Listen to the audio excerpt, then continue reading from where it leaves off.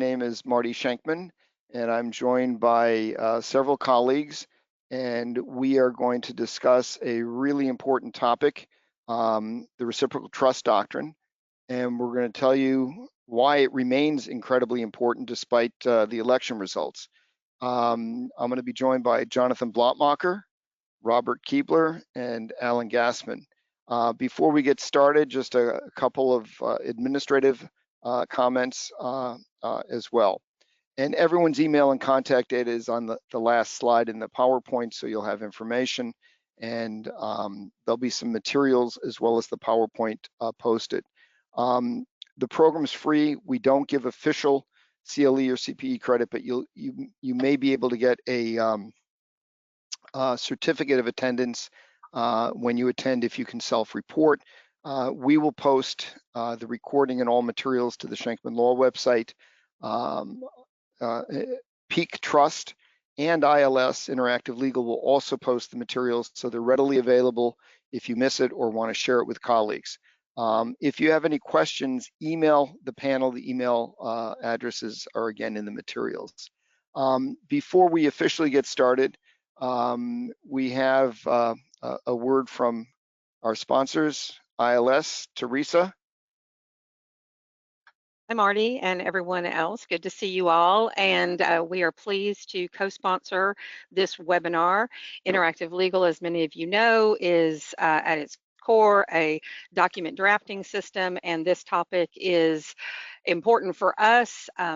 So much so that I actually had one of our subscribers submit a question this morning asking us what our best practices were for drafting non-reciprocal trusts, because he was drafting trusts for spouses, creating trusts for each other. And so we are able to point him to what we have as what we call profiles that are dramatically different to directly address this issue. And so I'm interested to hear your thoughts, just to see, make sure they're in line with what we have in the program. And I look forward to the presentation. Welcome everyone on behalf of Interactive Legal. I'm going to be bold and plug ILS a little further if you don't mind.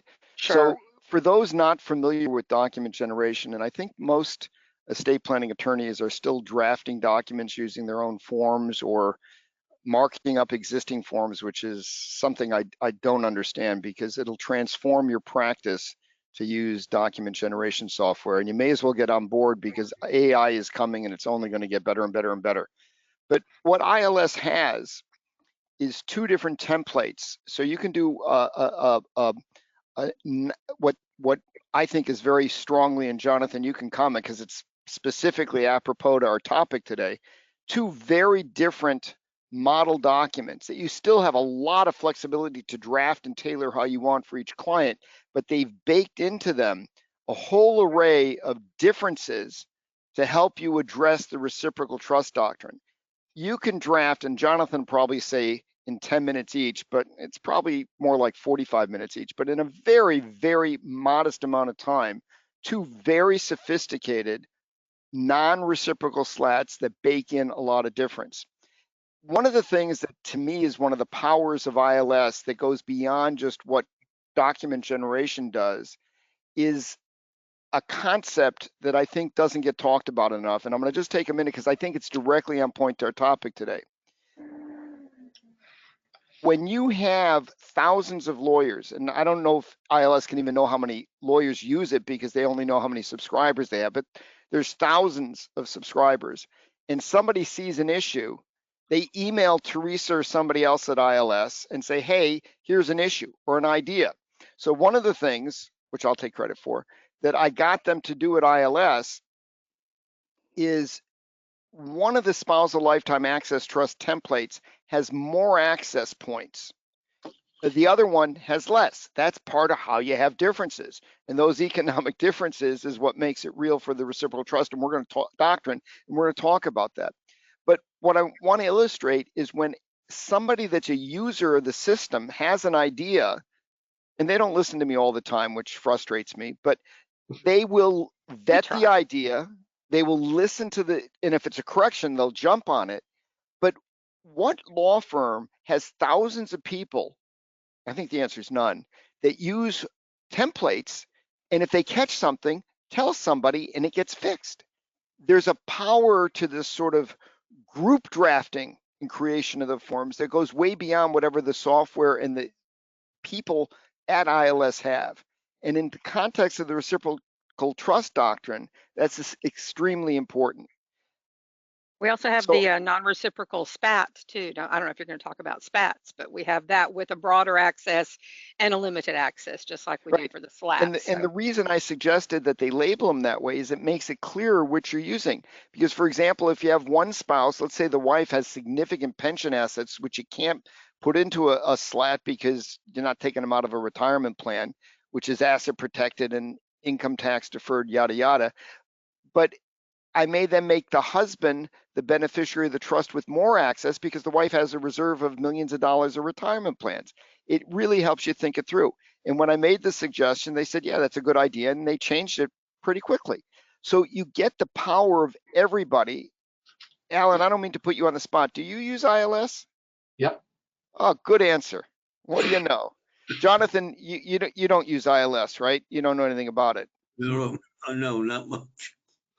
Jonathan is the creator of some of the forms and the I was going to say the brains behind the ILS documents, but I could say the personality as well. So it's really a very powerful thing. And when you go through the materials we're talking about in this reciprocal trust doctrine, think about these comments of how easy and quick and efficient. So instead of spending hours and hours and hours drafting the document, you can spend those same hours either interacting with the client or actually thinking about creative ways to enhance the plan. It's really empowering. So I know that was more than you bargained for, but it just fit this webinar perfectly. Andre is our other sponsor. Let me advance the slide. And when you set up your non-reciprocal SLATs, and I don't mean to jump the gun, but we're going to talk about it. One of the things that I like to see in non-reciprocal SLATs is different states, because you have the differences in state law. And Andre, I think you guys, you're going to tell everybody about Peak. I know I'm jumping the gun and talking too much. You have a presence and a function in both Alaska and Nevada, correct? That's correct. So I That's could correct. actually set up a non-reciprocal SLAT and have different states apply to each spouse's SLAT. Powerful. And Marty, why is that important? Or we're going to cover that later. Well, I think it gives you, if I have my wife's trust is with, well, because my SLAT started in Alaska 12 years ago, so it was governed by Alaska law. My wife's SLAT was in Nevada, governed by Nevada law. There's some material differences in each state law. So on top of any differences I may get from the documents, and we just talked about using document generation to do that, but apart from the differences in the document, I've now infused all the differences in state law that differentiate the trusts. Don't you think that's material? It is. I was worried you were going to disagree with me. It's also very important for reasons that we're going to talk about later that creditors not be able to reach either of those trusts. You have a major creditor concern in a non-APT state. We'll talk about that later, but that's why if I'm ever going to do a reciprocal trust situation, both trusts are going to be in asset protection jurisdictions and good ones. Yes, I fully agree. Andre, we got to let you talk. Well, welcome everyone, and thank you for attending today's webinar. My name is Andre Sears. I'm the Business Development Officer for Peak Trust Company, and we're pleased and honored to sponsor today's presentation. Peak Trust Company offers a full spectrum of trustee services, serving individuals, families, and their trusted advisors. We specialize in complex trust administration and are particularly known for our expertise in directed trust and asset protection strategies. Our team provides flexible and customized administrative services for all types of trusts, from simple living trusts to sophisticated multi-generational wealth structures. I invite you to visit our website at www.peaktrust.com to learn more about our services. You can reach out to us at expert@peaktrust.com. Enjoy the webinar. Back to you, Marty. Thank you, Andre. And for full disclosure, I've been a client of Peak since 1998. That's a long time. So let's get started. And I want to start with a what is really an important point that changes everything a little bit of the introduction, maybe not everything after that, but I think it changes everything in how we view the importance of the reciprocal trust doctrine to planning. The Republicans have swept the Senate, the House, and the White House.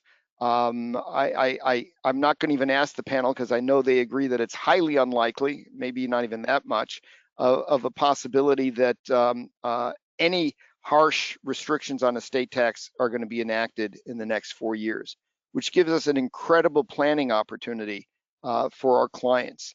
But Jonathan, why don't you kick it off by giving just a quick, and keep it quick because I know we did a whole webinar on that. What is the relevance of the Republican sweep to estate planning? Why must estate planning continue? And then I'll ask Bob and Alan to chime in too. Well, thank you, Marty. Estate planning is going to continue, and you're right. I doubt if there are going to be any harsh changes on the well-to-do, including on estate planning and estate taxes and gift taxes. Some people will actually speculate that this means that the estate tax will be repealed. Well, remember, Donald Trump got through his 2017 act, and they didn't repeal the estate tax. They just increased the exemption. And this reminds me of what happened in the year 2000 and 2001. George Bush said his #1 domestic agenda, this is when he was running for the presidency, was the repeal of the estate tax. Well, he won, and I knew, and everybody knew, well, that meant that the estate tax was going to be repealed, but it wasn't. And the reason was George Bush's advisors said, look, Mr. President, yeah, you can try to force through a repeal of the estate tax, but it costs money. And if you use that to get rid of the estate tax, you can't give benefits with respect to other things like income tax reduction. In my experience, people would rather have an immediate income tax reduction than, say, avoiding an estate tax, which is going to be imposed sometimes decades down the line on their children or grandchildren. Also, I've noticed that, and I've had clients tell me this, that the fear of the estate tax is a good fundraiser for the Republican Party. Because I had a client who was very, very wealthy, but he refused to do anything. And I said, well, why? You know, I got all these great ideas. And he said, I understand, but I know they're going to repeal the estate tax. I put in $1 million of political contributions to see that happen. Well, after 2 years, this is when George Bush was elected president, he came back to me and said, well, maybe I should do some estate planning. Now that was, you know, the better part of, you know, more than 20 years ago. And we still don't have a repeal of the estate tax, and I don't think it's going to happen. So the estate tax is going to be around. I think there is some chance that they will not have the decrease in the exemption, which is supposed to go from about 14 million to 7 million in a couple of years. But I think there's a good chance it won't, because again, there's a price to pay, and the price you pay is having a estate tax reduction compared to income tax reduction or something else you want.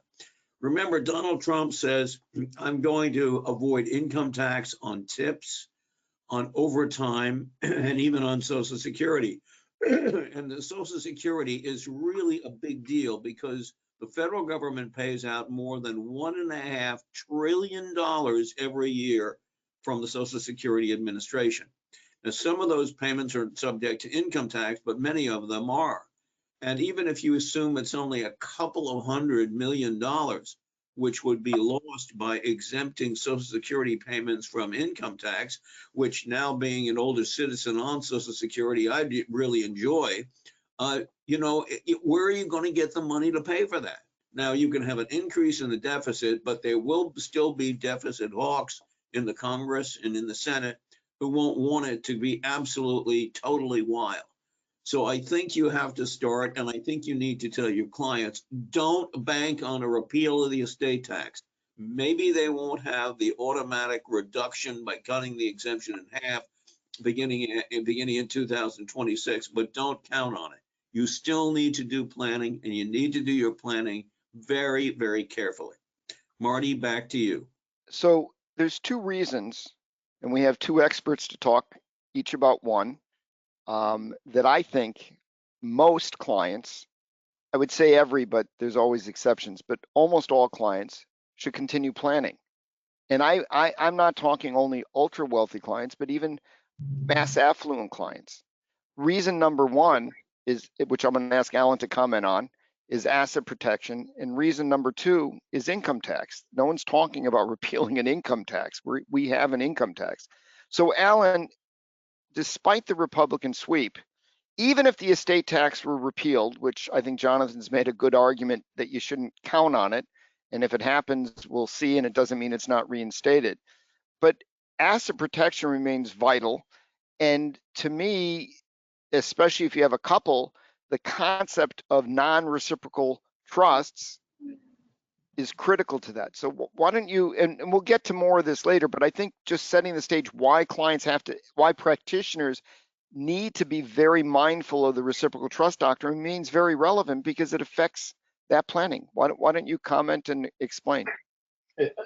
Well, first of all, Marty, you're very right.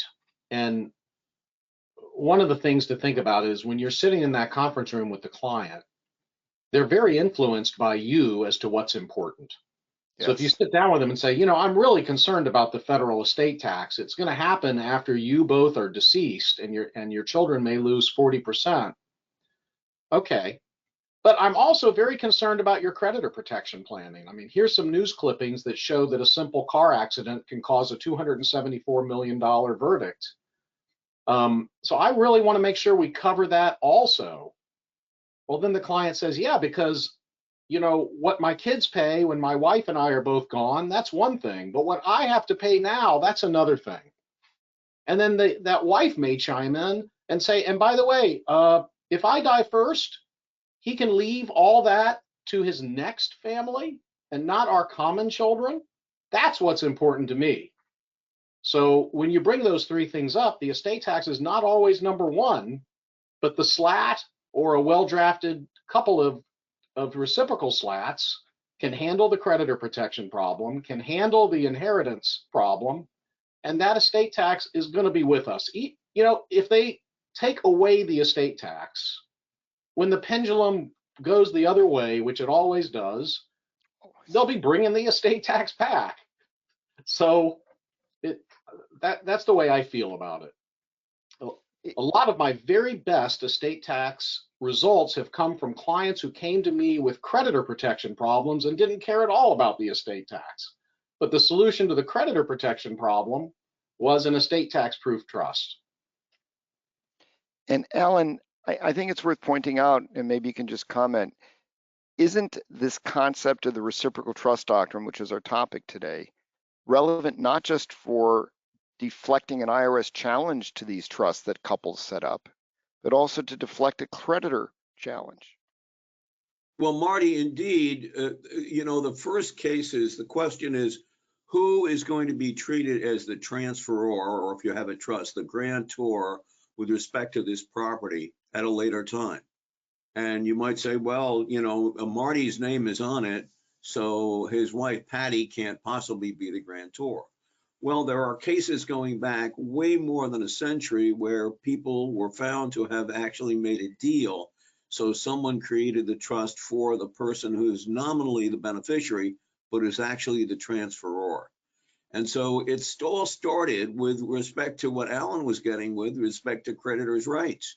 You know, I'm having a problem. I've been in a car accident, and actually I killed my neighbor's cat, and it was the only talking cat in North America. And the damage, as Alan said, was $274 million. Well, you know, I had a trust created for me by my wife. So, you know, traditionally, a trust created by a third party isn't subject to the claims of the beneficiary's creditors. But the creditors come in and say, well, you know, maybe Betsy nominally created this, but it was really Jonathan because she had just received the money from him, or he did something for her. And there's a variety of ways in which it would come up. But remember, bad facts make bad law. There's a very famous case out of Mississippi about 20 years ago called the Sly case, in which a man got in a car accident. His parents had created an absolutely spendthrift trust for him, but he had crippled a man in this car accident. The man sued, And the courts just couldn't stand it, that they couldn't get, that the man who was injured couldn't get at the assets in this spendthrift trust. And they said, no, we're going to let it happen. And Mississippi had to pass a whole new set of laws to say, no, you really can create a spendthrift trust. But if you've got bad facts, you may get a very bad result. So if you're going to do something, whether it's for tax purposes, which most people think about when they think about the reciprocal trust doctrine, or creditors' rights or some other reason, which is much more common, you've got to make sure you do it the right way to avoid the application of the reciprocal trust doctrine, because you're going to have the creditors and the tax people come after the person whom they believe should be responsible for the damage or the tax.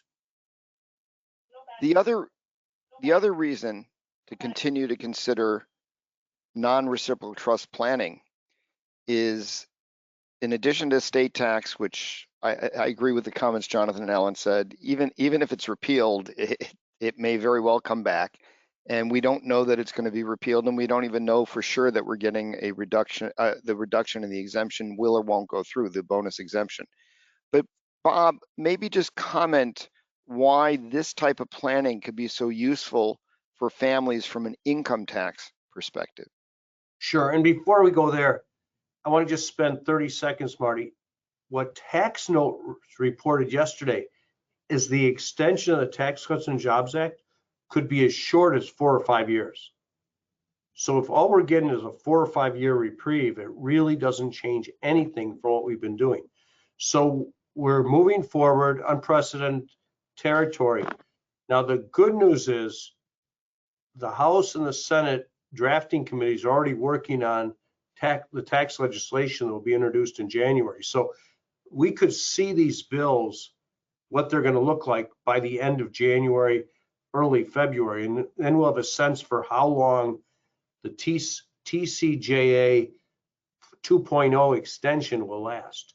Now, coming back to the income tax. From an income tax perspective, we always have to be thinking, how do we reduce federal income tax? How do we reduce state income tax? The low-hanging fruit in states like New York or California may be to create non-grantor trusts outside of the state. And if those are drafted correctly, you can avoid state income tax. Now, some home states will allow you to do that. Other states will not. There's a backdrop of constitutional issues of how far states can go to limit that. That's litigation that was in the Kaisner case, not quite the same, but eventually the Supreme Court will look at this issue of whether Wisconsin can stop my wife and I from creating a Nevada trust and avoiding Wisconsin tax going forward. That same statutory scheme is in many other states. But there's a lot of other helpful things we can do. I could create a non-grantor trust instead of a grantor trust when I create my dynasty trust, and then I can sprinkle income from that trust across my family, potentially reducing my rates. So there's a lot of planning. The article that I'm helping with right now addresses some of this, because there's other things too that if we think the estate tax is going to change meaningfully, there's charitable trusts, charitable remainder trusts, charitable lead trusts. There's all kinds of planning that's a little bit tangential to what we normally do. Jonathan, can't you have non-reciprocal spousal lifetime access trusts? And even if you're not worried about the estate tax, which I think we've already kind of made it clear for the long term, you still should be regardless. And if you're ultra high net worth, you have to be. But even for a more moderate wealth client, if we create non-reciprocal SLATs because we want to have asset protection and we want them as non-grantor trusts, explain the mechanism of the adverse party and how we can have our cake and eat it too, if you will, that we can create a SLAT. So again, if we're creating 2 SLATs, we need to address the reciprocal trust doctrine, our topic today, and still have them as a non-grantor trust to get the income tax, state income tax savings Bob is talking about. Well, yeah, the problem, Marty, is that when you create a trust for the benefit of your spouse, Section 677 of the Internal Revenue Code tells you that's a grantor trust with respect to you. Now, this, for people hearing it the first time, seems a little contradictory. Wait a minute. I'm creating this trust for my wife. She's the beneficiary. I have no interest in it, but you're saying that I have to pay the income tax on it? Yes, that's the way it works. Even though you're not a beneficiary of the trust, Section 677 says if you create a trust for your spouse, it's going to be a grantor trust with respect to you. So if that happens, you're not going to really save any money because the income is going to be attributed back to you, even if it's received by your spouse. Now, you might say, well, what's the harm in that? Well, one of the harms, as Marty said, is if you live in a state like New York or New Jersey or California, most states have an income tax, you're not going to save any income tax. So you want to do something, you say, well, does that only apply if my wife is the only beneficiary of the trust? No, if she's merely a discretionary beneficiary. You create this trust for your spouse and for your kids and for your brothers and sisters in charity. Guess what? It's going to be a grantor trust with respect to you unless. And one of the big unlesses, unless the distributions to your spouse can only be made with the consent of an adverse party. An adverse party is defined in Section 672 of the code. And it seems like it's a very straightforward definition, but when you take a look at the case law, and there's extensive case law on it, it's just not always very clear who is an adverse party. So you might think that if I create a trust for my wife, but I say that my son is going to be one of the remainder beneficiaries, and the trustee has to get my son's permission to give any distribution to my wife, well, he's an adverse party. That's what you would read in Section 671. But the regulations and the cases in particular state no, because they might decide that my son wouldn't dare go against my wishes. So if I wanted property to go to my wife, my son won't dare say no because I can still disinherit him with respect to other assets. So it's not always clear, but you need to put it in. And what my recommendation is, if you're going to try to have a trust where your spouse is an eligible beneficiary, but you don't want it to be a grantor trust, you have to put in that distributions to the spouse can only be made with the consent of an adverse party within the meaning of Section 672. Don't specify who that is. We'll figure that out later, but that way you've fallen right into this exception that Section 677 says it's going to be a grantor trust with respect to you. Very, very important. There's one other thing. Let's say you've got a couple, they're very happy, and Marty creates a trust for Patty, Patty creates a trust for Marty, everything is great. But my wife decides that she's going to steal Marty as her boyfriend, and Patty doesn't like that, and they wind up getting divorced. Well, the trust that Marty has created for Patty will continue to be a grantor trust with respect to Marty, even if they get divorced or separated. So one of the things you want to do if you're creating trusts for a spouse is to make sure you have a mechanism, either by saying, if my spouse and I get divorced or my spouse and I separate, it can only be distributed with the consent of an adverse party, or no distributions can be made to that former spouse.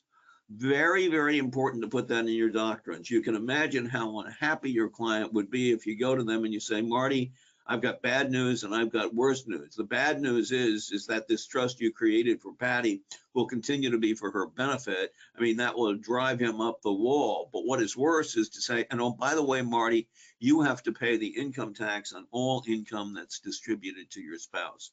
So please, if you're going to have anybody create a trust for their spouse outside of the Reciprocal Trust Doctrine, make sure you turn off the ability of that spouse to get distributions in the event of a separation or divorce, unless you say it can only be done after the separation or divorce with the consent of an adverse party.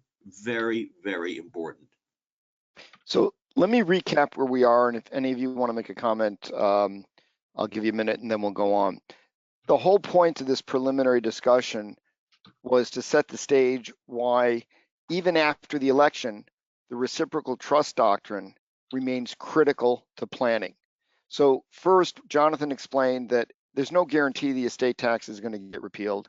Alan pointed out, and I agree, even if it did get repealed, which who knows, if there's a Democratic administration and things always wax and wane, it probably is going to come back. I mean, the Democrats have made it very clear that they want to use taxes on the wealthy, especially estate taxes and transfer taxes, to dampen the wealth concentration in the country. So to assume that we don't need to plan doesn't make sense. But even regardless, ignoring the estate tax, non-reciprocal trusts need to remain a foundation, a cornerstone of planning, because as Alan explained, most, if not all of our clients should be doing asset protection planning. And the reason SLATs, non-reciprocal SLATs, are so vital to asset protection planning, unless the client's uber wealthy, they need access. And what better way to give access than to have spouses, each spouse a beneficiary of the other trust? I mean, there's other ways, but that's not our topic today. So for most clients, asset protection remains important. Access remains important, and the way to do that for married couples is non-reciprocal SLATs. And as I think Alan explained, or Jonathan did, the creditors can use the reciprocal trust doctrine to uncross the trust to reach the assets. So it's not just a tax doctrine, it's an asset protection doctrine. And Right. then as Bob... And in fact, you may win on the creditor issue, but you still could lose on the tax issue. Maybe you're in a circumstance where, you're going to different states, as was suggested a little while ago, Alaska and Nevada, or Delaware and South Dakota, whatever you want to do.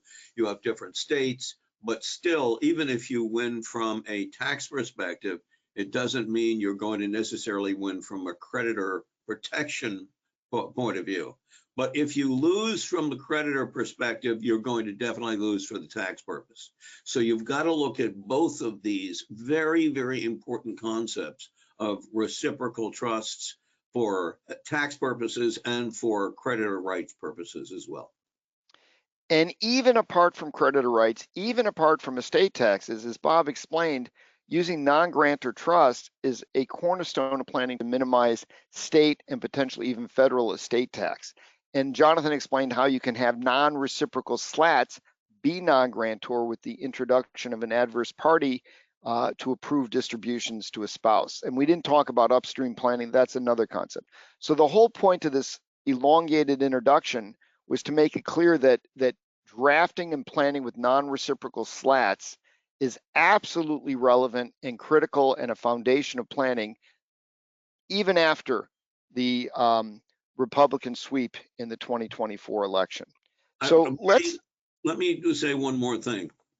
We're talking about non-reciprocal SLATs, but the first federal case involving basically the reciprocal trust doctrine didn't involve spouses, it involved brothers. They were two of the Lehman brothers. And as a consequence, if you go in and say, well, this guy doesn't want to include his wife, or she doesn't want to include the husband, or maybe they're not married, but there is a sister or a cousin or someone else. So I go to my cousin Barbara and I say, Barbara, I'm going to take $5 million and create a trust for you under the protection of my remaining, lifetime exemption, and you take $5 million and create a trust for me. If that's found out, guess what? You're going to be just like the Lehman brothers, and you're going to lose. And not only does that mean you're going to have a tax problem, as the Lehman brothers did, but you're also going to have creditor problems to boot. Alan, do you want to sort of set the stage of what the reciprocal trust doctrine is? And then Jonathan, maybe you can comment. Like, what is this? Where did it come from? What's it about? Right. So if I set up a trust for myself, then under the tax code and under the creditor laws in most states, my creditor can reach the maximum amount that the trustee is able to distribute to me. And the IRS can assert that the trust assets should be included in my estate for estate tax purposes, because I put the tree in the trust and I retain the right to eat the fruit. And 2036A is very powerful. I mean, you could give away the whole farm, but just have the right to keep one cow on the farm, and that puts the whole farm in your estate. So maybe I'm clever, and I set up a trust for my wife, Marcia, and then a few months later, Marcia sets up a trust for me, and the trust I set up for Marcia benefits Marcia. The trust Marcia sets up for me benefits me. And the creditor comes in or the IRS comes in and they uncross it. They say, what you really did economically, Alan, was you set up a trust for yourself because these were reciprocal. So I think that sets the stage. Jonathan, I know you talked about Lehman. Do you want to elaborate a little about some of the backdrop to the reciprocal trust doctrine? Well, I mean, we got to talk about Grace, for example. Well, yes, I mean, that came in later, but the Lehman Brother case is interesting because they had the same lawyers counsel both brothers. The brothers put the same property in trust for the other brother, and the powers were the same. They were entitled to all the income. And apparently the advisors never realized, and there was, again, backdrop under common law dealing with creditors' rights, that basically you were going to uncross these trusts and say that the party who is the beneficiary of the trust was actually the grantor. And the courts had no problem in saying Section 2036 would apply.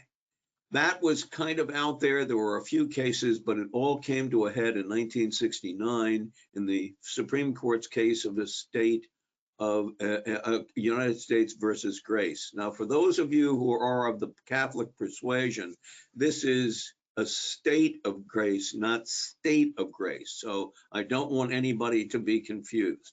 Mr. and Mrs. Grace, again, using the same lawyers, using the same property, created trust for each other. And when Mr. Grace died, the Internal Revenue Service took the position that the assets in the trust that his wife had created for him were in the estate because in substance, he was the transferor of that property. Now that's kind of as bad set of facts as you could have, but what you want to do is to begin to make distinctions here. And Marty, do you want to take over and telling us some of the distinctions that people possibly could make? We're going to get through a lot of that, but let me start by talking about what I think the most fundamental distinction is, and I would like to hear any of you that want to comment after I do chime in.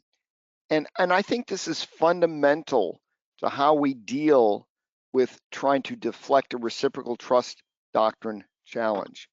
To me, what the estate of grace, the primary, as I read it, and others may differ, the primary focus of the court was that the parties were left in the same economic position after the planning as they were before the planning.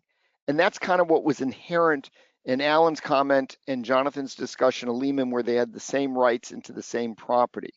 So I've seen and heard, as I'm sure all of you have, people lecture or write and talk about all sorts of different kinds of differences that could be built into each of the two trusts. But to me, the focal difference is how do we impact a change in the economic position of the parties? So for example, as Jonathan pointed out, in Lehman, they had the same assets, and Grace had similar assets or the same assets. If simple-mindedly, and I'm going to use husband and wife just because it's easier than spouse one and spouse two to keep track of it. If husband put 13 million, 14, let's just call it 14 million because the exemption's 13,990,000. So let's just call it 14. The husband put 14 million of a bond portfolio in a trust for wife and descendants, and wife put 14 million of growth equities in a trust for husband and descendants.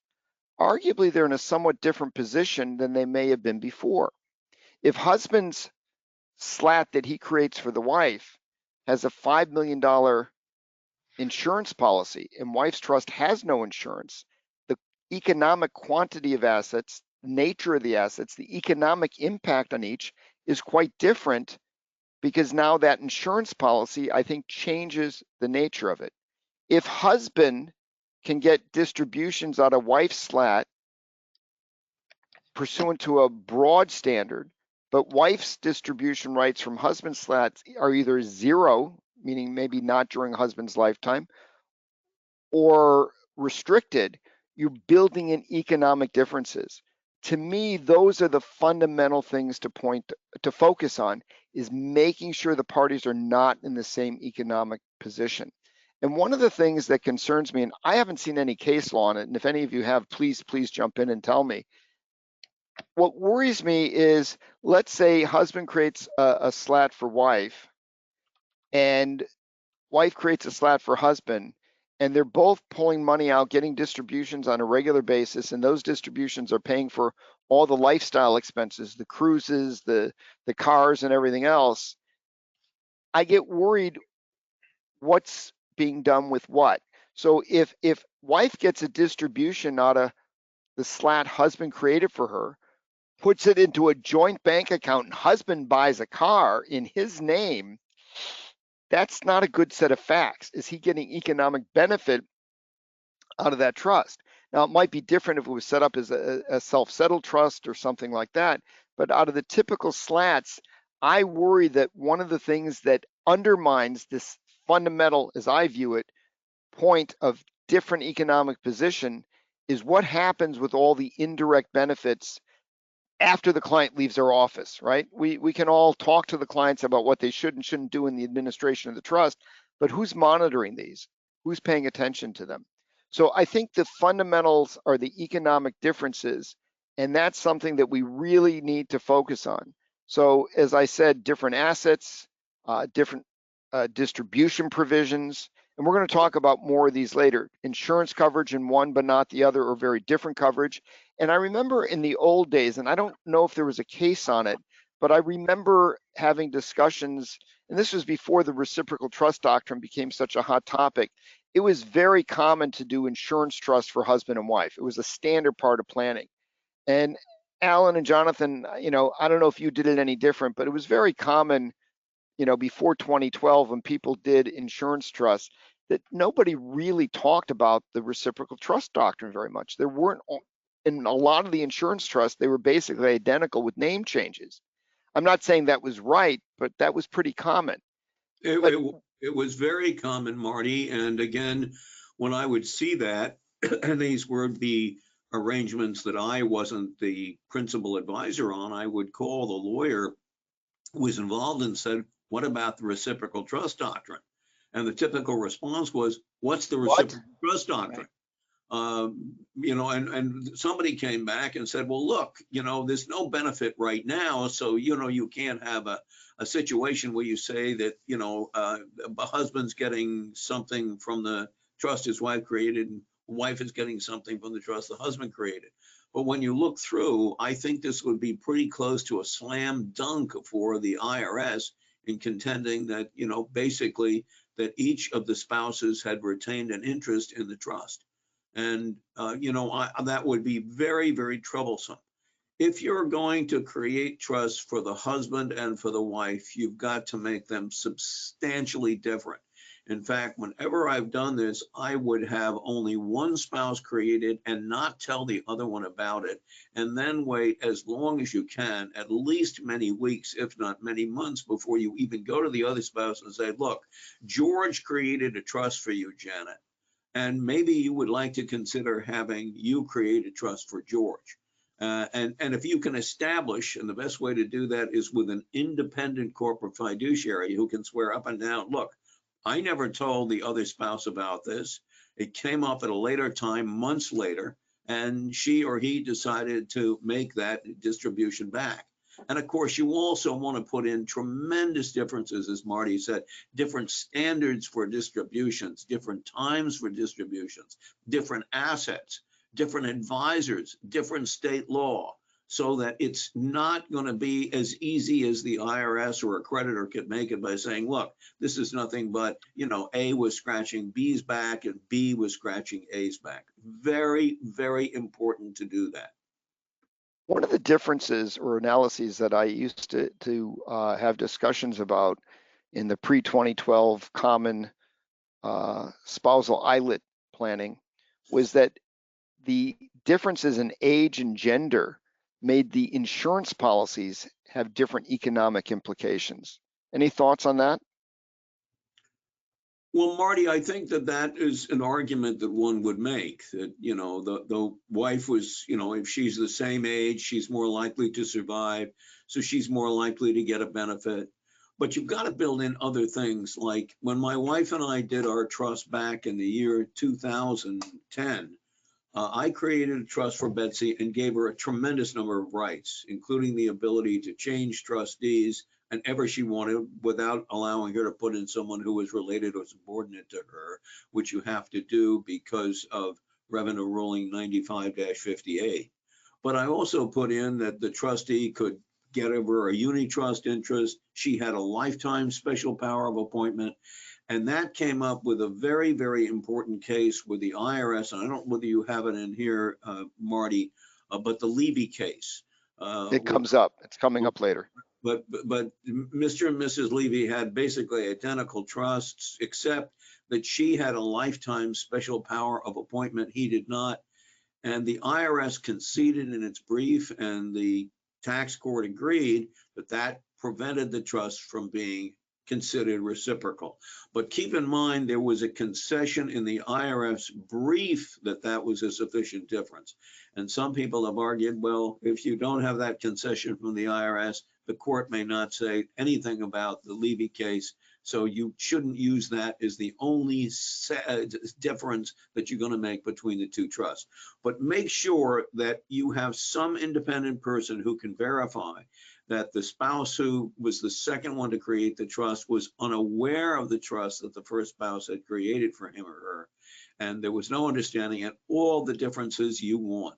Marty and Bruce Steiner, I guess it was, wrote a very good article many years ago about this. I wrote one with Mitch Gans and Diana Zadel a number of years ago. You've got to make the differences real. And again, please don't do them at the same time. Don't use the same assets. Don't use the same advisors, and don't use the identical trustee. But having a corporate fiduciary in who will verify that they only got this from, say, the first spouse, and it didn't come up with a second spouse until months later, is something very important to consider. Let me qualify your comment a little bit. The reality in practice is clients will show up at the last minute. Alan, have you ever had clients come in early? They always come at the last minute. Isn't that like part of the requirements to be a client? So in 2020 and 2021 as examples, and in 2012, when we thought the exemption was going to go down, people showed up way late. And in 2020 and 2021, we thought there would be a bill passed any minute that could prospectively eliminate grantor trust and everything else. So we did, and everybody did planning, where sometimes you had no choice but to set up the trust in a very short time period or even the same day. Not ideal. What Jonathan said is ideal. And if you can have the luxury of time, which we may now have with 4 years of the Republican sweep, to do the planning with lots of time between steps for the step transaction and time between the trust and the planning for each trust for the Reciprocal Trust Doctrine. But the reality is there's times in practice when you don't have that. I want to just make a point on slide 17, unless Bob or Alan, if you want to talk about the Bischoff case for a second, just to demonstrate it's not just spouses. Well, the other thing, Marty, that you get from the Bischoff case is that they applied the Reciprocal Trust Doctrine even though they didn't both have entitlement to income, which is where the Lehman case and the Grace case and other cases have gone, saying you were deemed to have retained the right to income. And of course, under section 2036A1, if you create a trust and you have retained the right to income, even if there's only an implied understanding, you have estate tax inclusion. 2036A2 doesn't retain to the right to receive the income, but to control the benefits in the trust. And that's what was used in the Bischoff case. Now, there have been some statements that that really shouldn't apply. But as I said, when I and my wife did ours, I gave Betsy a lifetime and testamentary special power of appointment. She didn't give it from me. Give it to me. And the reason was I was worried about the estate of Bruno Bischoff, that the IRS might say, well, there was no entitlement to income, but Jonathan, we're going to say that you retained this right to control the ultimate benefits of the trust under section 2036A2. But again, we didn't each have it, so that helped to say it couldn't apply. Any comments on the Green case where the taxpayers were victorious? Well, again, Marty, I think this shows that if you make it sufficiently different, that, you know, you can go ahead and go pretty far. But again, That was only a Sixth Circuit case. It's now, 30 years old. So I don't think you can say that, you're definitely going to win. So let me bring us back to something that Bob had commented on earlier and ask a question. And then let's talk about the realities on slide 19, because I've heard a lot of people lecture where they're adamant you have to have X number of months or X amount of time between each trust, or you have to do this or that. And I don't think there's any bright line rules, but let me pose a question.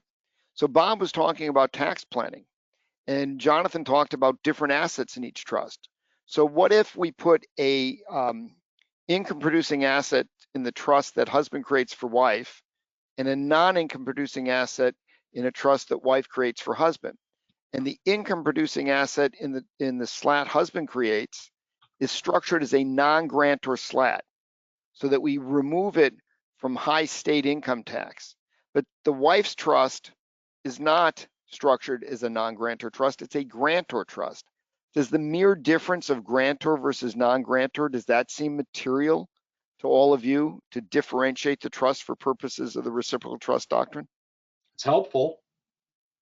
Helpful, but certainly not dispositive, Marty. I mean, it's the problem is this is a very subjective doctrine. Grace gives us some bright lines, but you still have to evaluate, do you even want to take the risk of structuring reciprocal trusts? There'll be some families that you represent where there's enough wealth that there's no need to do reciprocal trust. If somebody comes into you, they're worth $60 million, their cash flow, they need $400 a year to live on. They can probably have husband create a trust for his wife, and wife just create a trust for children, grandchildren, great-grandchildren, and not even go near the reciprocal trust. So you have to think about this from a financial perspective as much as from a legal perspective, because there's going to be some clients that simply do not need that second spousal trust. So my concern with that, and I think it's important to acknowledge there are no bright line rules. It's all a measure and a way. And a lot of the cases are limited in the facts, or the facts are bad. So it makes it very hard to really determine what quantum of difference measures up. But the problem with clients, and even at a $60 million level, I've seen clients with a very significant multiple of that wealth, have such high lifestyle expenses that they need access. I've had clients with more wealth than that reluctant to make a gift of their exemption amount, even to a slat, because their burn rate was so high. And we've all seen clients like that. So it's very relative to the wealth of the client and their spending level. But what worries me is, even when you do financial modeling and you feel that it's reasonable to do it, and Alan, I want you to comment in a minute on the tax burn implications. But even if you do financial modeling, there's a lot of scary what ifs out there, right? Somebody develops a significant health issue. Insurance won't cover very costly medications. Stuff like this happens, and not infrequently. So it worries me that unless I have a client, and I'm not going to use an absolute dollar term like 60, but I get where you come up with the number, but it worries me not giving significant access, because if you don't give significant access and one of those bad things happen, now you have a client that doesn't have money to live on. And Alan, I know you love numbers, and you've been looking at numbers just on the tax burn, but conceptually, and I know you could talk for a whole hour on it, but just take a minute. How far off can people be when they look at these numbers? Because I agree with Bob's comment, but it worries me. Marty, that brings up the question of, does the client really need to do reciprocal trusts, or are they just neurotic? Because, people who have 20, $30 million in net worth and want to put 10 million of it into two irrevocable trusts, do they really need that kind of access? If you run the numbers, are they putting away too much? When Brandon, my partner, and I run numbers with Jerry Hesh on a lot of examples Jerry's given us, sometimes the people do give away too much and they run out of money. And the reason they might run out of money is the burn. The fact that the more that builds up in that dynasty trust or that slat, the more income tax the person is paying. So as Jonathan said, you've got to be able to plan to be able to toggle off by having the adverse party. But another way to approach this, and I don't know if I'm changing the subject here, and I apologize if I am, but we typically don't do what we would call reciprocal trust. We typically have the wealthiest client who's going to die the first, who earns the highest income. That's usually the older husband in most couples. He does a slat for the wife and descendants. The wife does a dynasty trust in an asset protection jurisdiction. And the dynasty trust in the asset protection jurisdiction is just for the descendants, except that if one of the spouses has a tremendous loss of net worth and would otherwise really not be able to maintain their standard of living, then trust protectors who are not fiduciaries and have no duty to do so can add a spouse to that dynasty trust. It doesn't look like a slat. It doesn't smell like a slat. There's no intent to benefit each other. The intent is just to have a back door. And when we run the numbers and show the clients, you don't really need to do reciprocal slats. There should be plenty in the one slat for you guys to live on. If you spend that much, do you really want to do these? We will typically end up with one slat and one dynasty trust just for the children. And then the clients have to decide, do I want to put that dynasty trust in Florida or wherever I reside? Or do I want to put that dynasty trust with Peak Trust Company in an asset protection jurisdiction so that we can have a back door? And the other thing I'll say is they can borrow from these trusts.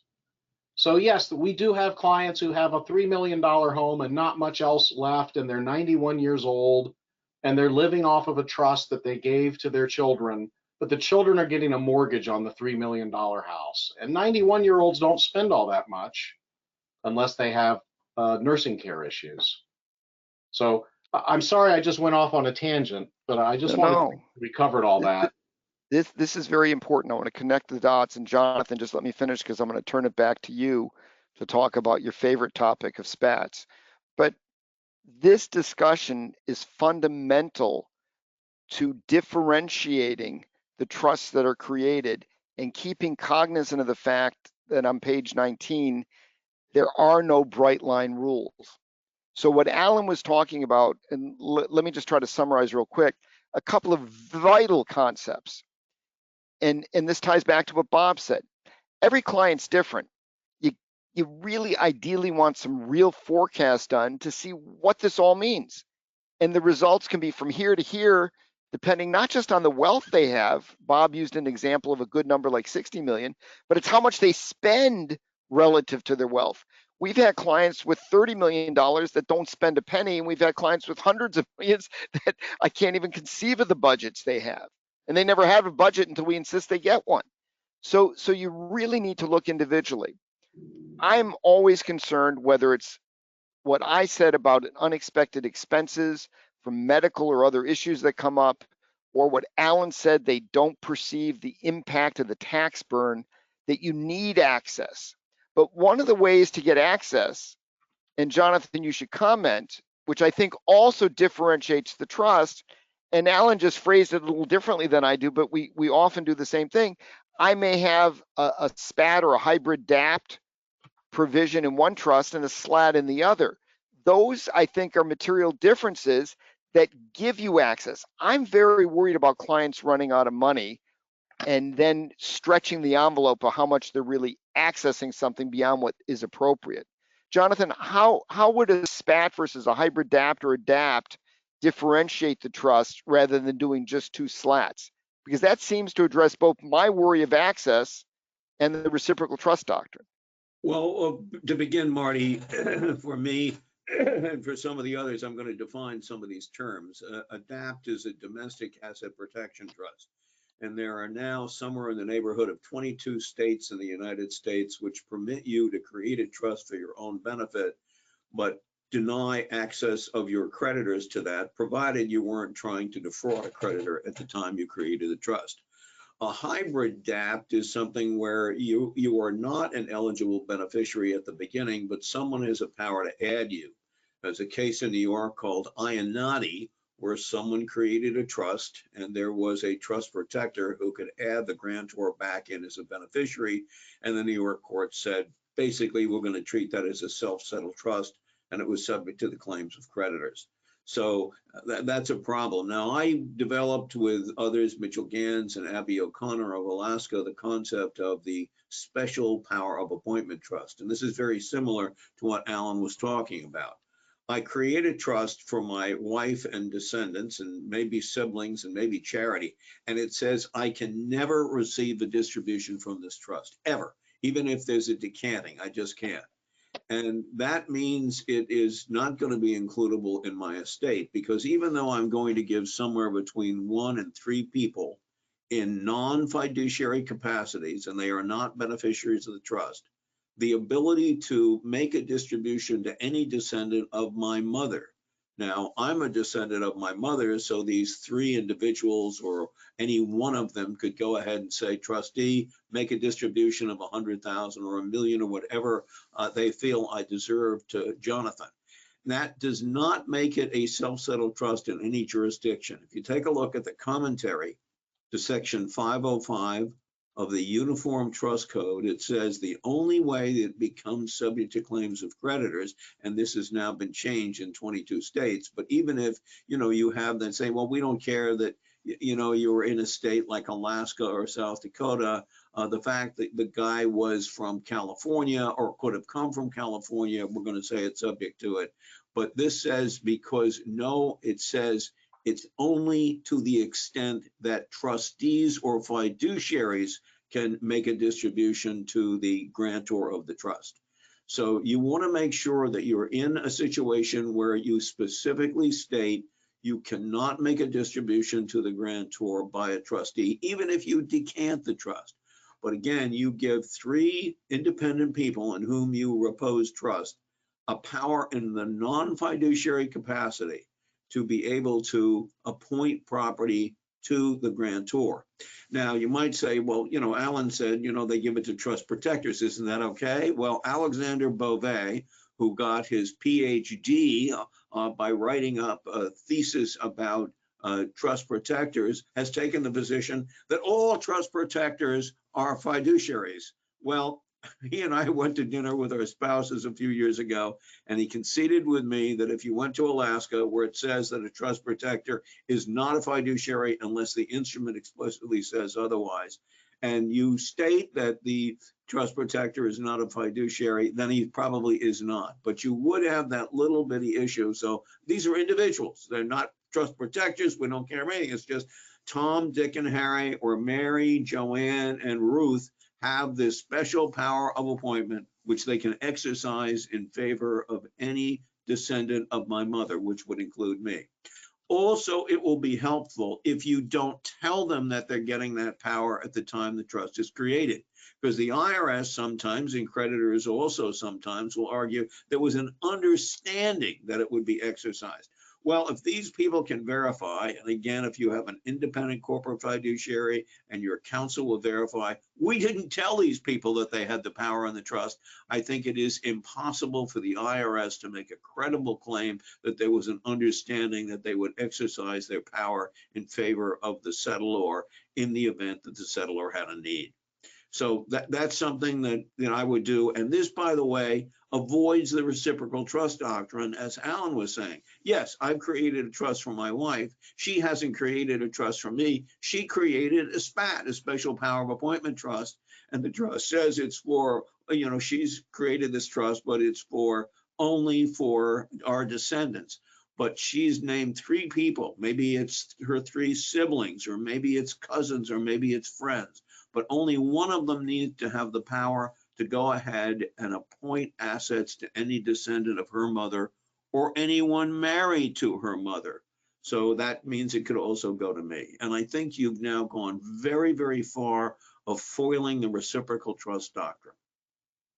So to me, we've talked about a number of different concepts. The tax burn is often grossly underestimated. Alan has demonstrated that in other programs. We're not going to talk about it today. Clients don't perceive, a lot of advisors don't perceive of what time can do. Compounding is the eighth wonder of the world, right? But you have that issue. I respect Bob's comment, but I always get nervous about limiting access. But how do you give more access and not run afoul of the reciprocal trust doctrine? And I think what Jonathan and Alan just talked to is, to me, at the heart of how you resolve some of all of these issues, because they're all interrelated. And you can't just talk about the reciprocal trust doctrine without talking about forecasting and tax burn and access and spending levels and whether or not they need it, because Bob's right in some cases. And Bob, you should comment about your caveman example in a minute. But if you shake it up and don't just get hyper focused on doing two slats and what do I do to make them different, but you do a SPAT and a dynasty trust, a hybrid DAPT and a slat. I mean, you're giving very different powers, rights, and more access, but making the trust, I think, economically different, that should address the reciprocal trust doctrine. But you're not doing so in just a vacuum. It's not just checking off a box of, okay, I got these differences, it should be enough. You're rather trying to tailor it to the needs of the spouses. And like we said earlier, if you have one spouse that has pension assets or an inheritance trust that they have indirect access to, maybe that's the spouse who gets the slat that has less access, and the other spouse gets the SPAT or something with more access. So I think you want to move away from a template of an answer or a boilerplate answer to tailor it to work for the circumstances, because not only can you then differentiate it for purposes of the reciprocal trust doctrine, but you do so in a way that works for the clients. Bob, I know you talked, it was a caveman trust? Well, here's the very simple example. You represent two 90-year-olds. We'll make it easy. And they say, we each need $100,000 a year to live on. So husband puts $1 million in a trust for his wife. Wife puts $1 million in a trust for her husband. And together they put $26 million in a trust for children, grandchildren, great-grandchildren. What we've done is we've just reduced the reciprocal trust risk from $28 million down to perhaps $2 million. So what I'm encouraging people to do is look at this from a financial structuring perspective. Now, 90-year-olds are easy because the runway is very measurable. Very hard to do for a 65-year-old. But still, the concept is there'll be some people where instead of me creating a $14 million trust for my wife and my wife creating a $14 million trust for me, we will ratchet down the slats and just do a large dynasty trust for our children and grandchildren together. And those assets are totally protected, no risk of 2036. The reason I think this is so brilliant and so simple, it's like a V8 moment. Clients don't think, oh, I can spend down principal, right? So, and you can't use table life expectancies because clients tend to live longer, and the table life expectancy is only 50 percentile, right? So you want to go further. So if table life expectancy is 87, you go out to 97, 100, 105, whatever it is. But clients can spend principal. And that's the heart of what Bob is saying. If you have a realistic budget and you have a forecast that goes out long enough, and the clients understand, no, I don't have to live off the income of what I'm doing. I can spend down my principal because it's enough. Then you can do this type of planning that Bob said, and you greatly reduce the risk profile. Let me go back to something I think Alan said about loan provisions. Why can't we do what Bob just said, two smaller slats, but let's do a SPAT and a slat, or a slat and a DAPT, or hybrid DAPT to mix it up more. But why can't I have a loan, or why not have a loan provision in the dynasty trust that neither spouse is? a beneficiary of. So if wife sets up a $20 million dynasty trust, and forgive me, I don't remember the number Bob used, but just in his example, can't there be a loan provision in that trust? Can't that trust make a loan to either spouse if there's a financial issue? Alan, Bob, Jonathan? At arm's length, sure. Well, most people think that if you're going to loan, you can loan at the AFR. It's not entirely clear that loaning at the AFR doesn't mean you haven't retained an interest in the trust, but certainly you could do that. And again, if you make it an independent person who has to approve the loan, you can go ahead and do it. Worst thing that happens is the IRS comes in and says, this was all wired. But again, if you have the person who can make the loan was unaware of that power at the time it was granted, I think it's impossible for the IRS to use that in order to trigger the reciprocal trust doctrine or some other way to say that the grantor was really the person who was controlling when the loan came back to him or her. So let's get back to the outline, and I think hopefully what we've done is change up the discussion of how the reciprocal trust doctrine is looked at in a very practical way, and demonstrated how it's integrated with all these other decisions, from tax burn to spending to budgeting to what the people really need, the fact they can spend principal, not just income, and that you can change it up and get more than just two plain vanilla identical slats. And just doing the kind of things we've talked about, I think you've made huge inroads in deflecting a reciprocal trust challenge, but more importantly, you've tailored the planning to what the client's needs are and their specific facts, which is even better planning. In the Levy case, which is one of the cases that's quoted a lot, Jonathan, you mentioned it, but Alan, do you or Jonathan want to talk about Levy? And in particular, while I think it's a great concept of one of the differences, I think a lot of people have relied on Levy and saying that's enough. If I have that power of appointment, I don't need anything more. Would one of you like to comment?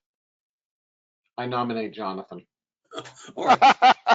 This is one of my favorite cases because it looks like they fell right into a state of grace type situation, which again was that 1969 Supreme Court case where they used the same assets and the same advisors and had the same trustees and both were entitled to the income. The court said that the reciprocal trust doctrine applied.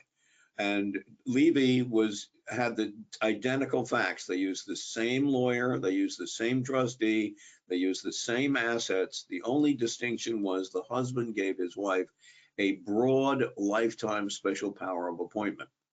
And as a consequence, the taxpayer argued, and the service conceded in its brief that if that power of appointment was a valid power, and they argued for reasons that were not upheld by the court, that the power was exercisable any way that she wished. And the IRS conceded in its brief, and the tax court found that prevented the reciprocal trust doctrine from applying. That one distinction, the fact that one of the spouses had this power.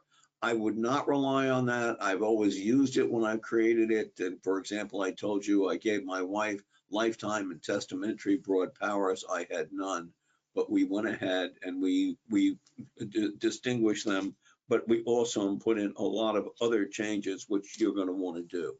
But this is a very good case. But again, the IRS conceded in its brief, and that may be why the court came out that way. And again, it's only one case. It's a tax court memorandum decision, which doesn't even constitute official precedent at the tax court, and it's certainly not going to be binding on district courts or courts of appeal. So again, don't rely on that distinction alone. I think that's a really important point. It's a great difference. Use it. Don't rely on that as the sole difference. Jonathan, let me ask you a question in light of the idea of there's really no bright line test. A very well-known practitioner that I know used the Levy general, broad power of appointment and a 5 and 5 power in one trust, and neither of those in the other trust, and felt that was sufficient. What say you? And Alan, you can comment too.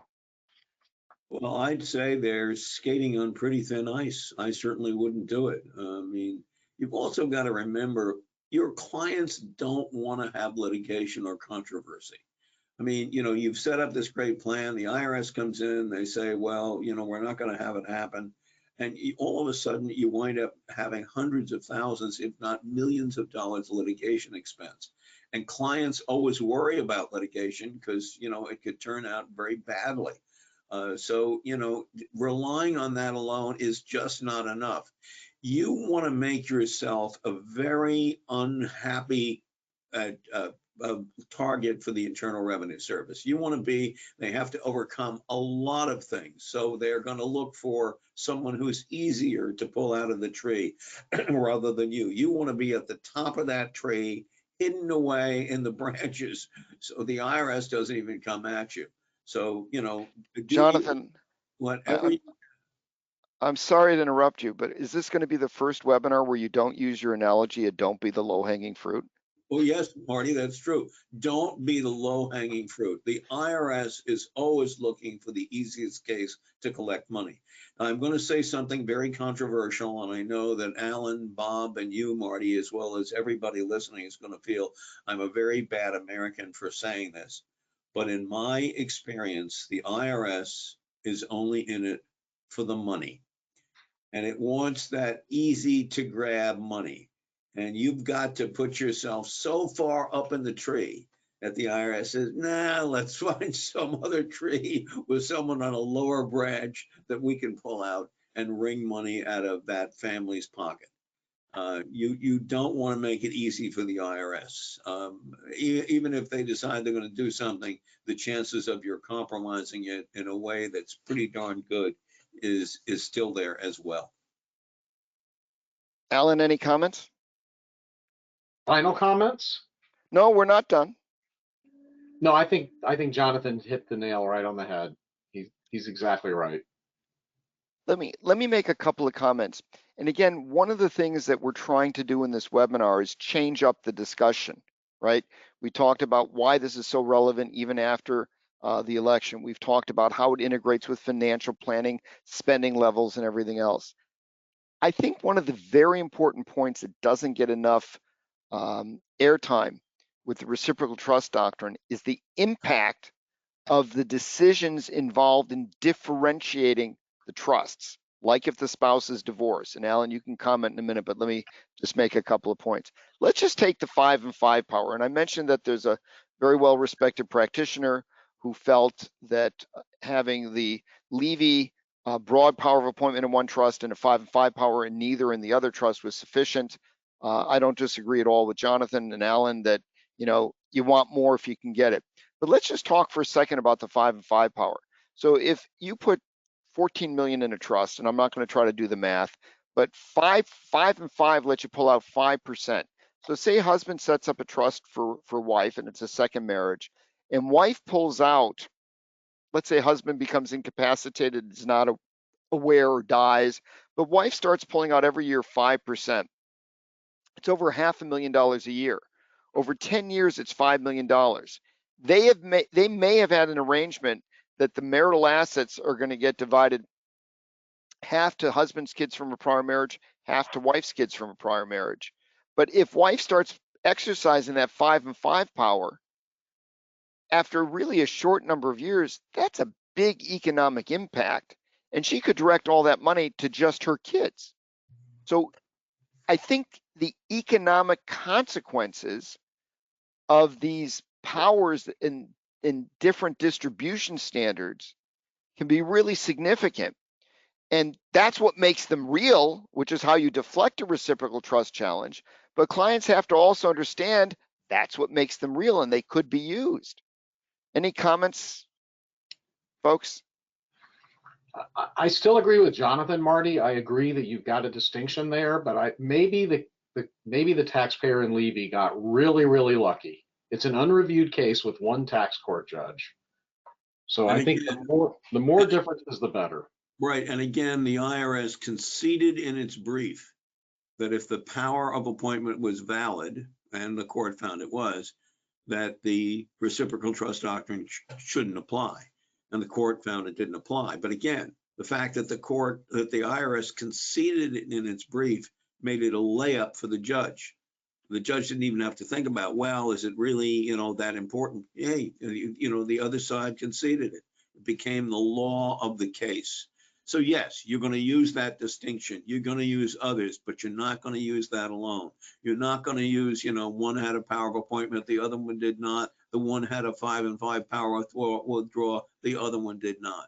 Because to the extent that things are there that you can put the husband in as the wife and the wife in as the husband, if there's no, or to the extent there is not an economic difference with respect to them, I think you have a good chance of falling into the reciprocal trust doctrine. What about the comment that I just made about the economic implications of one spouse exercising that disparate 5 and 5 power? Nobody responded to that. Well, Marty, it depends, maybe it depends on whether or not it's actually exercised. I mean, if we're talking many years down the line. Husband and wife set up non-reciprocal slats. Wife, there's lots of different powers that make you both happy, but wife exercises that 5 and 5 power. Husband's incapacitated the next year. For the next 20 years, she's pulling out 5% of that 14 million as it grows and giving it to her kids from her prior marriage. Completely disrupts the entire estate plan. Comments, thoughts? These powers are real. Well, Marty, you started with the premise. You said the spouses create non-reciprocal trusts. You assume the premise you want to prove. I don't think you can start. No, you said right at the beginning they create non-reciprocal trusts. Because I wanted to focus on the impact of exercising these powers, not just when you give different rights of distribution and different powers to each spouse, there is a real economic impact on those. Well, I'm not talking about the reciprocal trust doctrine. I'm talking about the real economic impact of these. You don't know that. I mean, you said, well, look, let's take a look 20 years down the line. The husband's, had a stroke. He doesn't do anything. He doesn't exercise his power.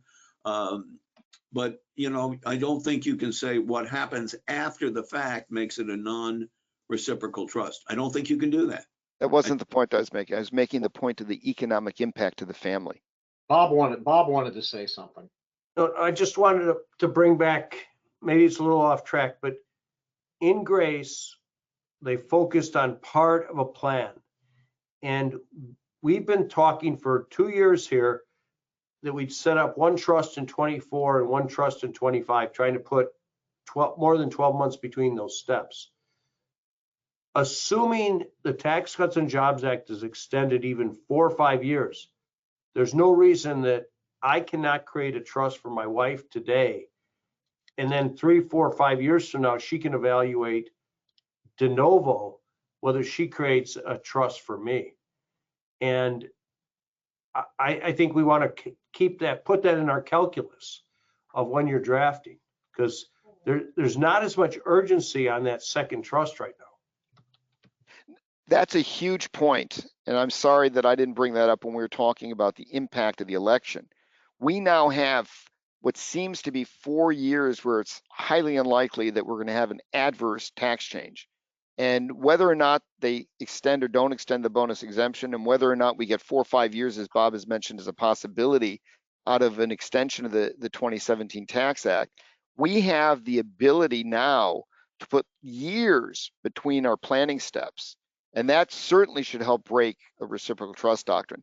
Just to wrap up the point I was trying to make that nobody seemed to like, I think it's important to point out to clients that the differences that are built into the trusts are real and do have real economic impact, and that's why they work. And the client should be aware of that, because I just gave one example.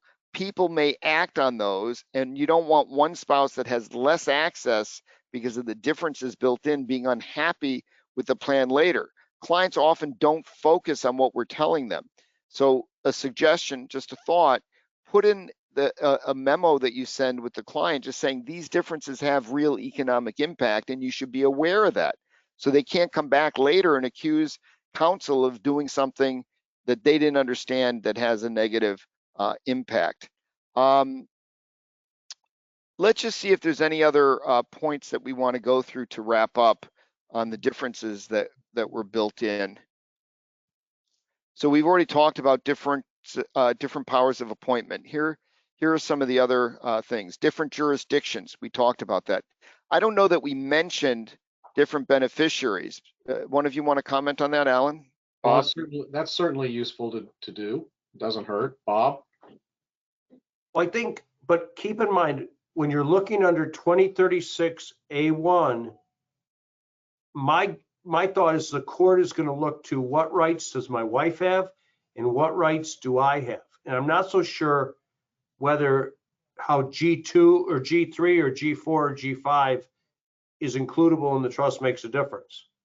So if I did my trust for my wife and two of our children, and she did it for me and the other two children, I'm not so sure that even counts as a difference. I mean, there's just no case law on that. What about I name my mother-in-law as a beneficiary in the slat that I create for my wife? I now have another beneficiary, and so that my wife's economic interest arguably is watered down because there's another person that's a beneficiary. That's a meaningful difference. And oh, by the way, why don't I do upstream planning while I'm at it and give the client an income tax benefit? Marty, explain that. I give my mother-in-law a general power of appointment over the slat I create for my wife, a formula general power, so that on her death, she has a general power of appointment so that assets in that slat that I created, when added to her own estate, are $100,000 below her exemption amount. So we now get a basis step up on that amount of assets in the slat, not when we pull them back into my estate through a swap power when I die, but rather in a reasonably short number of years when my elderly mother-in-law dies. So I get an income tax basis step up, which is a great income tax play, and a reason to continue doing this planning even if the client is not worried about the estate tax. Plus, I've now differentiated, I think, the trusts because there's another different beneficiary between my trust and my wife's trust that reduces her economic interest. Thoughts, folks?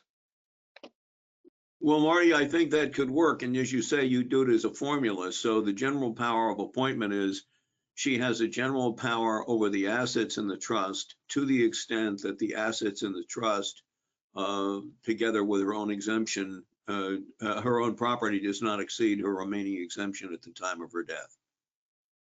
Again, a broader perspective, folks. So even if a client feels fence sitting because they don't want to plan because, gee, the Republicans will extend the bonus exemption, Bob pointed out it may only be for a limited number of years. Alan pointed out, political winds change all the time. So I think the planning makes sense. But hey, if you throw in another beneficiary to help differentiate from the reciprocal trust, and oh, by the way, now we got an income tax play, I think you're starting to not only get a better quality plan, but arguably another tax benefit for the client that may entice them to go forward with the planning. That's a good idea for the planning, for sure. Right. Clients are very open to getting the new basis step up. Right. No but keep in mind, to get the new basis step up, the party who currently owns the assets is going to have to make a transfer. So you're going to have to make a taxable gift, use part of your exemption in order to get the step up in basis when your mother-in-law dies. Right. And that could be the slat, or that could be a slat. Yep. We've talked about using different trustees, and my default approach is to use an institutional trustee and different trustees in different states. I think that gives you two differences, and it gives you, and Jonathan and I think Alan as well have commented multiple times about the independence of an independent trustee. One of the things I've seen a lot of people, practitioners do, and the comment is always the same, that's what the clients want. And I agree with Alan. It's a little bit how you frame it when you talk to the client at the table. But I've seen them use the spouse. So husband sets up a slat for wife and names the wife the trustee. Wife sets up a slat for husband and uses husband trustee. I don't like that at all. Comment, thought? No, I mean, you think you're stepping deeper into the reciprocal trust arena. Yeah, I agree. And I think that if clients really insist on that, you should try to convince them otherwise. Again, my preference is different institutional trustees. On a smaller plan, that's not going to be feasible. They won't do it, but name different friends or family members. Don't name the spouses. I'm not saying it's absolutely wrong, but it's certainly not where I would go. We've talked about different powers of appointment. We've talked about the power of the 5 and 5 power. Any benefit to different marital savings clauses? So in the slat I create for my wife, there's a Q-tip as a marital savings. In the slat my wife creates for me, it's an outright marital if it's included in her estate. Alan, Bob, Jonathan, any thoughts on that? Those are other differences. Could be a very serious difference if one trust is outright and the other trust is maybe just a power of appointment. I mean, you could, I think it's the economic position of the two parties that created each trust. And if those parties are in the same spot, nothing changed, and you're going to have a 2036A1 problem. If you can create enough differences, you have a very good argument that 2036A1 doesn't apply. And I think what we're doing through this discussion is we've gone through we've rattled off a pretty, and talked about a pretty growing list of differences to build in.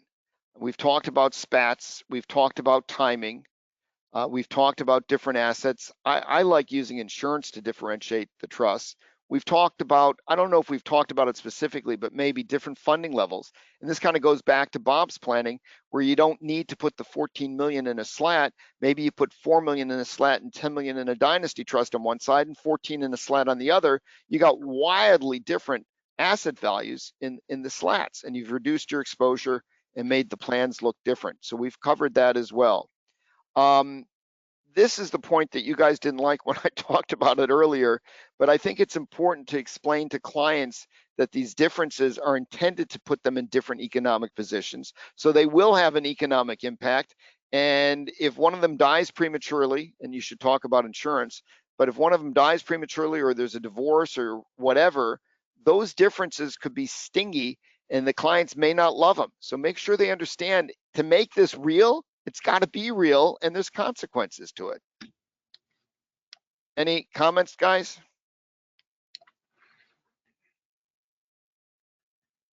Alan, any other comments on financial modeling to understand all this? I know we've talked about it, but I just think it's so important and doesn't seem to get enough attention. Yeah, when you run the numbers and you see the spreadsheets and you show these to the clients, they understand them. And clients are getting more and more sophisticated, and Bob's found that. 12-year-olds are now handling Excel spreadsheets, and 70-year-olds who are executives, doctors, anyone who has an accounting degree or finance degree these days, they're all running spreadsheets. So run a spreadsheet and send them the spreadsheet and let them come up with the situation. They'll love to know that they have plenty of assets and that they don't need to have control over everything. They don't. Most of these wealthy clients, as I said before, they really don't need reciprocal slats. They're fine with one slat, and they'll discover that when they look at the numbers. I think there's another aspect to it, which I don't want to belabor. It's not our topic, but it's really, really important. If a client gets a financial analysis done before they do the plan, it's a different type and level of understanding than the verbal discussions without the numbers. And if a client is later unhappy with the plan, and you, the practitioner, have in your file, well, look, I sent them a forecast, they saw what the numbers were, I think that's very protective for the practitioner. Alan? Yeah, I agree with you. Absolutely. Not only that, but it's revealing. It is, when you run numbers for somebody, it is always revealing. You're spending too much. You're gonna run out. Stop spending so much. Or you have so much more than you thought. Are you sure you don't want to do something for charity? And You need the numbers to say that. Enough for each child. It's running the numbers is always, we're off on a tangent here, but running the numbers is really important.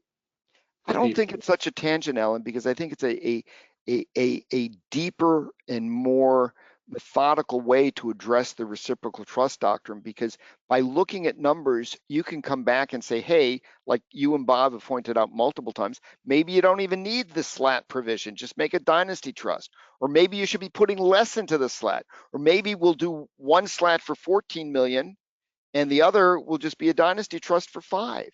You need numbers to kind of do that.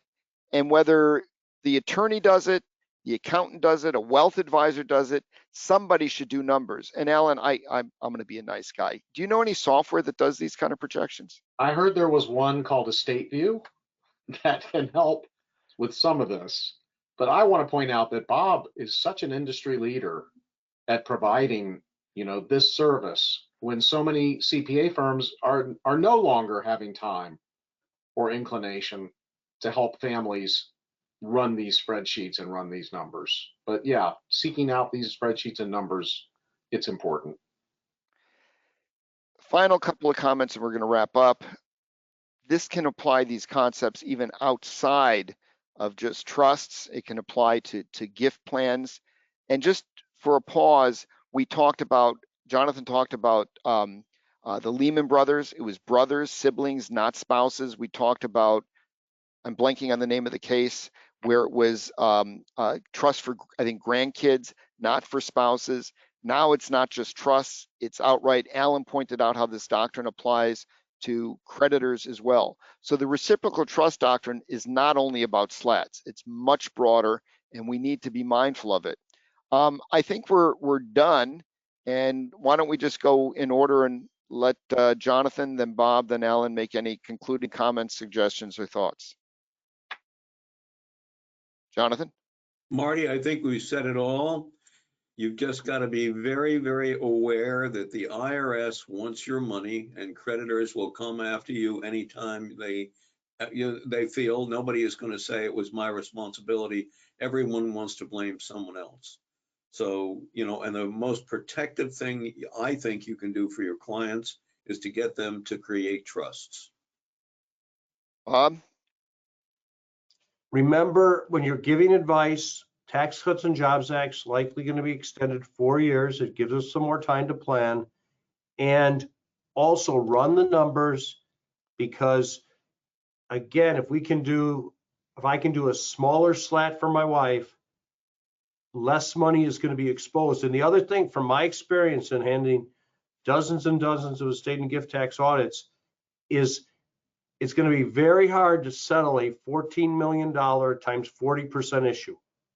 But if it's $2 million times 40%, 800,000, it may be easier to settle that. So take a look at the numbers.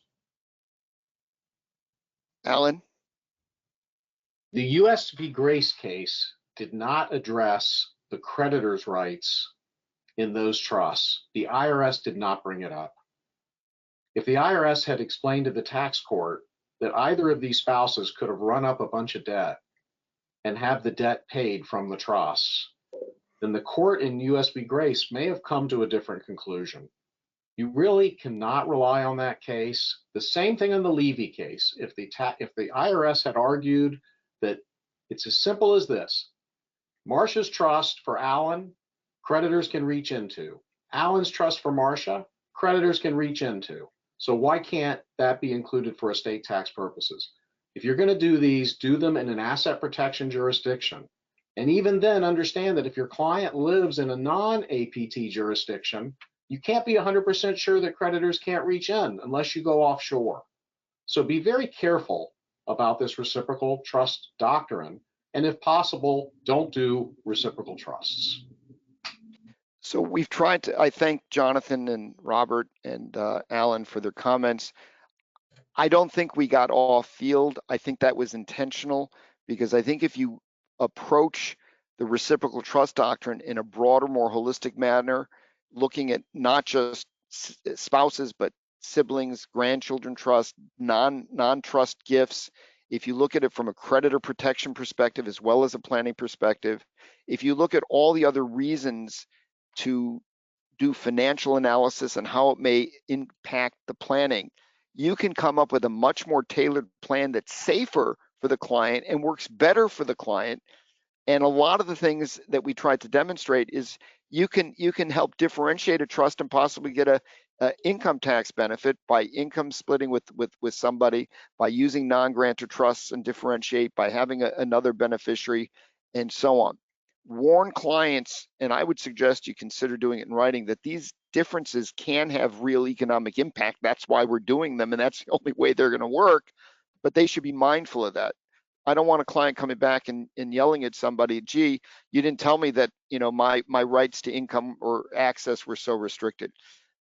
Think broadly, SPATs, DAPTs, hybrid DAPTs, all the acronyms. You broaden the thought process. Bob's caveman trust that he described with, you know, only a couple $1 million in a SLAT. There's lots of options. I think one of the biggest dangers to practitioners is having a template of a plan that they use for many clients. With the software that's available, drafting software, projection software, we can really tailor this stuff and I think get a better result. And I think planning is going to be different post-election, but I think the reciprocal trust doctrine is going to remain a very significant aspect of the planning we do. So thank you, everybody, and I wish you good luck. And thank you to our speakers and our sponsors. Thanks, Marty. Really appreciate it.